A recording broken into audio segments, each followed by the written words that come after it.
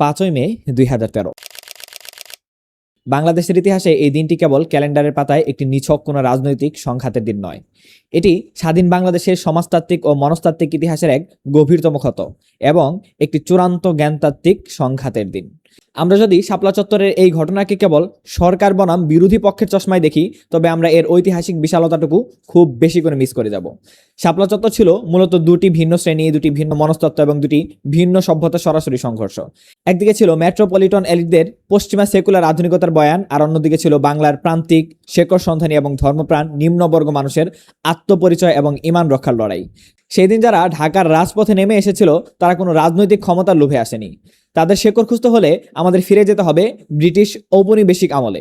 1757 সালের সিপাহী বিপ্লব এবং পরবর্তীতে দেওবন্দ আন্দোলনের মধ্য দিয়ে পশ্চিমা সাংস্কৃতিক আগ্রাসন এবং কলোনিয়াল মডার্নিটির বিরুদ্ধে এই উপমহাদেশে মুসলিমদের যে প্রতিরোধের দেওয়াল তুলেছিল, শাপলা চত্বরের লাখো মানুষ ছিল সেই একই কালচারাল রেজিস্ট্যান্স বা সাংস্কৃতিক প্রতিরোধের উত্তরাধিকারী। যখন তাদের পবিত্রতম বিশ্বাস রাসূল সাল্লাল্লাহু আলাইহি ওয়াসাল্লামের সম্মান আক্রান্ত হলো, তখন তারা তাদের সেই ঐতিহাসিক ইমানি দায়বদ্ধতা জায়গা থেকে গর্জে উঠেছিল। সমাজতাত্ত্বিক দৃষ্টিকোণ থেকে দেখলে শাপলা চত্বরের লাখো টুপির উপস্থিতি শহরে সেকুলার কাঠামোর বুকে এক বিশাল ধাক্কা দিয়েছিল। যে মাদ্রাসায় পড়ুয়া বা গ্রাম বাংলার সাধারণ মানুষদেরকে শহরে এলিটরা সবসময় পশ্চাৎপদ বলে অবজ্ঞা করে এসেছে, তারা যখন খোদ রাজধানীর বুকে নিজেদের অস্তিত্বের ঘোষণা দিল, তখন সেকুলার আধুনিকতার ভিত কেঁপে উঠেছিল। আধুনিক রাষ্ট্রের একটি অন্যতম চরিত্র হলো সহিংসতার উপর একচেটিয়া আধিপত্য বিস্তার করা। 5ই মের রাতে রাষ্ট্র ঠিক সেই কাজটি করেছিল। মূলধারার মিডিয়াগুলো নমচমস্কির ম্যানুফ্যাকচারিং কনসেন্ট বা সম্মতি উৎপাদনের থিওরির মেনে নিয়ে ধর্মপ্রাণ মানুষের উপরে সুকৌশলে অসভ্য বা জঙ্গি হিসেবে ফ্রেমবন্দি করেছিল। ফলে রাতের আধারে আধুনিক রাষ্ট্রযন্ত্রের বুট আর বুলেট যখন ঘুমন্ত এবং জিকিররত নিরীহ মানুষের উপর ঝাঁপিয়ে পড়ে, তখন তথাকথিত সুশীল এবং সাধারণ সমাজ নীরব থাকে। ফরাসি দার্শনিক মিশেল ফোকোর মতে, ক্ষমতা সবসময় নিজস্ব জ্ঞান উৎপাদন করে। আমাদের দেশের শক্তিশালী এলিটরা যে পশ্চিমা বস্তুবাদী জ্ঞানতত্ত্বে বিশ্বাসী, সেখানে শাপলা চত্বরের মানুষের ইমানি জজবা বা তাদের মৃত্যুর চেয়ে শাহাদত বড় করে দেখার কোনো যৌক্তিকতার ব্যাখ্যা ছিল না। তাই তারা এই জামাতকে কেবল বল প্রয়োগেই মুছে ফেলতে চেয়েছিল। কিন্তু এখানে আমাদের সব থেকে বড় তাত্ত্বিক ভুলটি হয়। অনেকে মনে করেন 5ই মের রাতে সেই নির্মম ক্র্যাকডাউনের মধ্য দিয়ে শাপলা চত্বরের আন্দোলনের সমাপ্তি ঘটেছে। কিন্তু ইতিহাস এবং সমাজবিজ্ঞানের পাঠ আমাদের ভিন্ন কথা বলে। শাপলা চত্বরের আন্দোলন কোনো অতীত ঘটনা নয়, বরং এটি একটি চলমান প্রক্রিয়া। আমরা যখন 5ই মের শাপলা চত্বরের কথা বলি, তখন আমাদের চোখের সামনে ভেসে ওঠে লাখ লাখ মানুষের জামাত আর রাতের অন্ধকার, টিয়ার শেল আর রক্তের দাগ। কিন্তু আজ আমি একটু ভিন্নভাবে ভাবতে বলবো আপনাদেরকে। সমাজবিজ্ঞানী এবং দার্শনিকরা ইতিহাসকে কিভাবে দেখেন? তারা কোনো ঘটনাকে কেবল ঘটনা হিসেবে দেখেন না, বরং তারা দেখেন সেই ঘটনার পিছনের কাঠামোগত দ্বন্দ্ব এবং স্ট্রাকচারাল কনফ্লিক্টকে। একটু গভীরভাবে চিন্তা করে দেখুন তো, শাপলা চত্বর সেদিন কেন ঘটেছিল? তা কি কেবল হঠাৎ করে তৈরি হওয়া কোনো ক্ষোভের বিস্ফোরণ ছিল?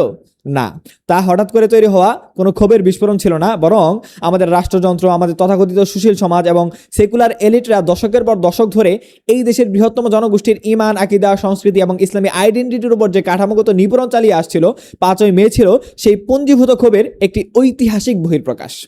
এখানে আমাদের সবচেয়ে বড় চিন্তার খোরাক লুকিয়ে আছে। আপনি যদি আজকের সমাজের দিকে তাকান, তাহলে নিজেকে একবার প্রশ্ন করুন তো, 13 সালে যে কারণগুলোর জন্য লাখ লাখ মানুষ ঢাকার শহরে ছুটে এসেছিল, সেই কারণগুলো কি আজ সমাজ থেকে মুছে গেছে? যে ইসলাম বিদ্বেষ, রাসূল সাল্লাল্লাহু আলাইহি ওয়াসাল্লামের প্রতি অবমাননা এবং আমাদের সংস্কৃতির উপর বিজাতীয় আগ্রাসন ও ধর্মপ্রাণ মানুষকে কোণঠাসা করে রাখার যে পলিসিগুলোর বিরুদ্ধে সেই মানুষগুলো দাঁড়িয়েছিল, তা কি আজ বন্ধ হয়ে গেছে সমাজ থেকে? বন্ধ তো হয়নি, বরং একটু খেয়াল করলেই দেখবেন এই জিনিসগুলো আরও সুকৌশলে, আরও প্রাতিষ্ঠানিকভাবে আমাদের সমাজে বিদ্যমান। মিডিয়াতে, সিলেবাসে, রাষ্ট্রযন্ত্রের রন্ধে রন্ধে সেই একই আধিপত্যবাদ আজও কাজ করে যাচ্ছে। তাহলে কি এখন আপনি বলবেন যে আমাদের শাপলা চত্বরে আন্দোলন ব্যর্থ হয়েছে? এখানেই ঠিক আমরা আমাদের থিওরিটিক্যাল এবং তাত্ত্বিক ভুলটা করে বসি। ফরাসি বিপ্লব বা পৃথিবীর যে কোনো বড় বিপ্লবের ইতিহাস পড়লে আপনি দেখবেন, একটি সফল বিপ্লব হওয়ার আগে সবসময় কিছু প্রি রিভলিউশনারি বা বিপ্লব পূর্ববর্তী বিস্ফোরণ ঘটে, যা আপাত দৃষ্টিতে ব্যর্থ মনে হলেও সমাজের গভীরতায় একটি স্থায়ী পরিবর্তন এনে দেয়। শাপলা চত্বর ঠিক সেই কাজটি করেছে। তারা একটি ঘুমন্ত জাতিকে জাগিয়ে দিয়েছে। তারা দেখিয়ে দিয়েছে যে এই ভূখণ্ডের মানুষের আসল শেকড় কোথায়।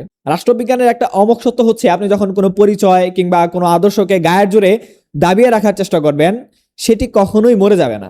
সেটি আন্ডারগ্রাউন্ডে চলে যায় এবং আরও শক্তিশালী হয়ে আরও বুদ্ধিবৃত্তিক রূপ নিয়ে আবারও ফিরে আসে।